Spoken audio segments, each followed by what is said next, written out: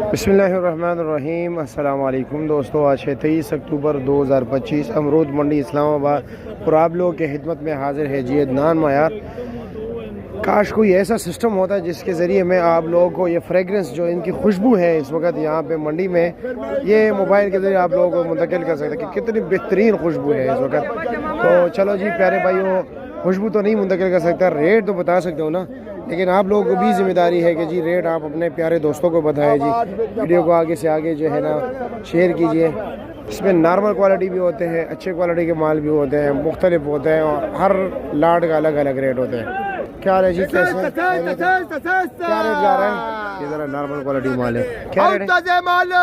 1300 रुपये के। वजन होगा 7-8 किलो, 9 किलो पक्का। और जी खैरियत है? तुमको पता है हम नहीं है। अच्छा, ऊपर नीचे की चीज़ें क्या रेट है? ये भी नॉर्मल माल है ना, क्या रेट है? ये 950 रुपये। 950 रुपये का। वजन होगा 6 किलो? नहीं 6 किलो नहीं है, इसमें तकरीबन 8-8.5 किलो है। 8-8.5 किलो, ठीक, शुक्रिया। ये माशाल्लाह देख रहे हो, अच्छे क्वालिटी के और वज़न भी इंतहाई ज़्यादा। वज़न कितना होगा?